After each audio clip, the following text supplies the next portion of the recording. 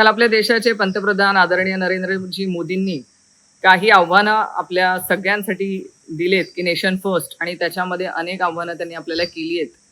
पण त्यामध्ये माझी त्यांना विनम्रपणे विनंती आहे की ही आव्हानं आपण स्वतःपासून आणि आपल्या सगळ्या नेतेगण असतील, मंत्री महोदय असतील, यांच्यापासून हे सगळ्या गोष्टी आपण पहिले अंमलात आणायला सुरुवात करा. गेल्या निवडणुकीमध्ये जर 5 राज्यांच्या निवडणुकीमध्ये आपण बघितलं असेल तर आपण दणदणून तिथे प्रचार केला, प्रचार सभा घेतल्यात, पैसा खर्च केला, सगळं झालं, आणि ते 5 राज्यांच्या निवडणुका आटोपल्यानंतर आपण आज हे जनतेला आव्हान करतोय. बरं, तेही आम्ही मान्य करू की आखाती देशामध्ये युद्ध चालू आहे आणि त्याच्यामुळे आपण आव्हान करतायत. पण आपणच स्वतः येत्या 8 दिवसांमध्ये कुठेतरी विदेश दौऱ्याला जाणार आहात.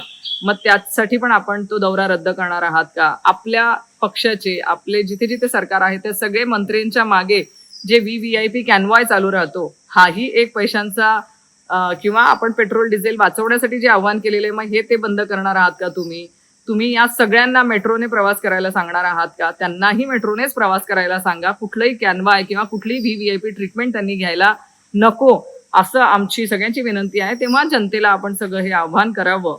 माझी त्या निमित्ताने आपण सगळे जे आमदार, खासदार हे सगळे विकत घेण्यासाठी जो लाखो करोडोंचा पैसा आपण खर्च करतायत तोही थांबवावा.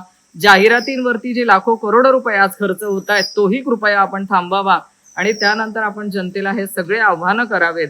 शेवटी काल जे तुम्ही आव्हान केलेलं आहे हे फक्त आणि फक्त आपल्या नियोजनाचा अभाव दर्शवतं आहे. कारण जर युद्ध होतं आहे आणि युद्धासाठी आपण आपल्या देशामध्ये मुबलक सुविधा किंवा ज्या लोकांच्या इच्छा आहेत किंवा लोकांच्या गरजा आहेत त्या जर आपण पूर्ण करू शकत नसू तर हे कुठेतरी नियोजनाचा अभाव दर्शवतो आहे, आणि तोच अभाव हे कालच्या आपल्या भाषणातनं दिसून आलाय. माझी सगळ्यांना म्हणजे नरेंद्रभाई मोदींनाही विनंती आहे की सुरुवात ही आपल्या लोकांपासून करावी आणि त्यांना काटकसरीने जगायला पहिले आपण त्यांच्यापासून सुरुवात करून शिकवावं. धन्यवाद.